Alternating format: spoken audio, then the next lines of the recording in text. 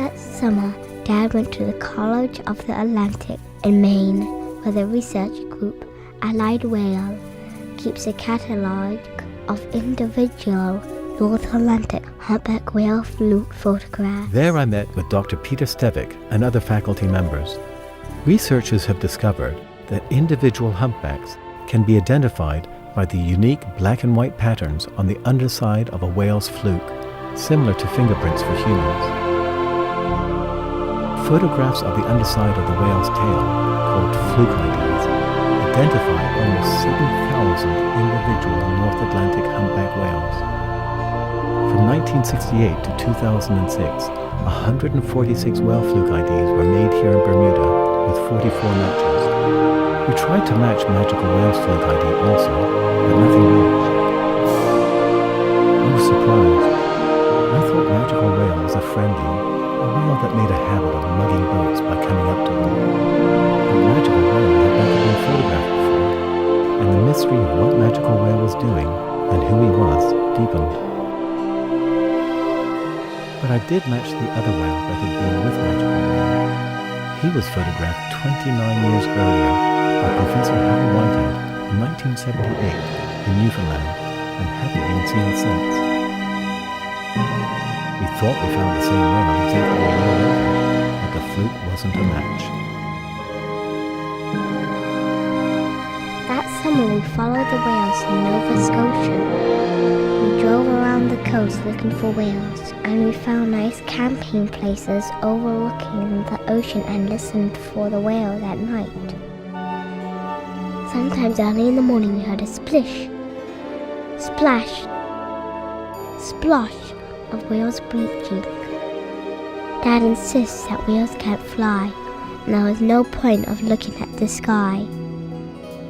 Sometimes there was so much fog, I couldn't tell if I was looking at the sky or not. But because I was not looking in the right places, I found krill that the whales feed on. We went out on whale watching trips, but as usual, I felt seasick. And Dad still hadn't found Magical Whale. There was one place we went to where there were humpbacks everywhere. Bligh Island on the Bay of Fundy. As far as you can get away from it all. The only thing to do there is to go whale watch. That's when I saw my first live humpback whale close up. Wow. It's a humpback whale. Is it your humpback whale? It wasn't Dad's Magical Whale. You could tell because it didn't have a big scar on the right side of its face. It was at the end of summer and the whales had been feeding for months and were fat and content.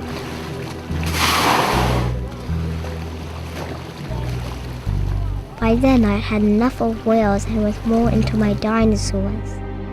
Those are long-necked Brontosaurus dinosaurs you can see me playing with. Some whales acted just like Magical Whale had acted with Dad.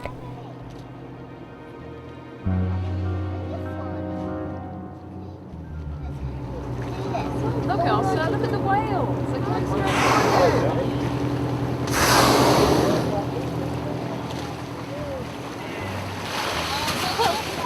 These friendly whales recognize the whale watching boats because these whales come back here year after year.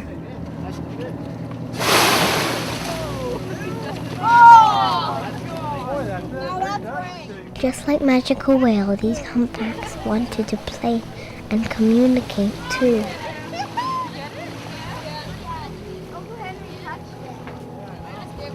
He does smell. He's been feeding on herring. What is it? Is it feeding? Here's pectoral fin.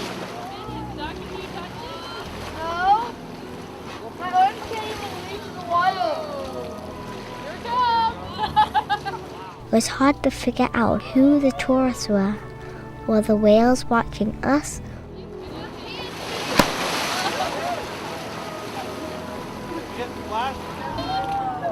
Or were we watching the whales? You got some pretty good photos.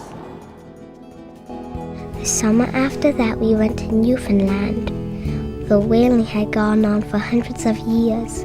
Bones of dead whales lay everywhere. Many of these outports relied on whaling and fishing for a living. As usual, I wasn't looking just for whales. I found whales through krill again. In Newfoundland, it was easy to spot whales. We just walked along the coastline, and when we found whales, we'd just stop and watch. Sometimes we could see groups of whales feeding close to the shore. Then we went further north, where it was really cold. We saw fin whales. These are only second to the blue whales in size. Like blue whales and minke whales, they are built for speed. We also saw sperm whales. Sometimes we saw all of them in one day. I also saw my first icebergs. Seeing icebergs was the best part of that trip. And we watched the humpbacks come right up to the shore to feed on capelin. Whales feed on capelin during the spawning season. The capelin move in large schools onto sandy beaches where they die after spawning. Capelin are found in the Atlantic and Arctic oceans. They migrate in spring and summer to feed in the plankton-rich ocean around Newfoundland, Iceland, Greenland, and Norway. The biggest predator of the capelin used to be cod. Now cod are almost gone because of overfishing. And as usual, I got seasick again. Back in Bermuda, Dad started going out in a bigger boat to Challenger Bay, 15 miles offshore. By now, he knew where to find whales, and every time he went out, he found or heard whales. Here's a mother with her calf riding on her back, and an escort with another whale alongside. He began to answer our first question. Why does a whale breach?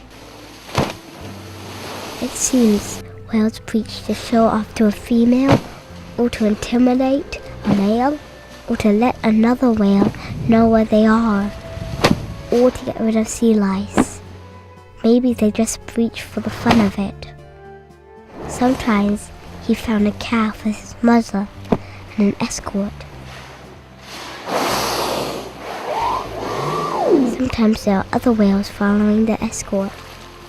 Sometimes they seem to be feeding, and sometimes they seem to be milling around.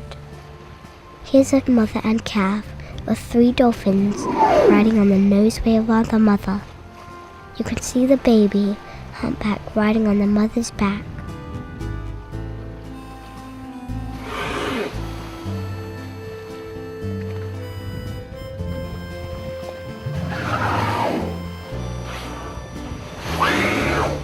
And here's another reason they breach: to get rid of the dolphins riding on their noses.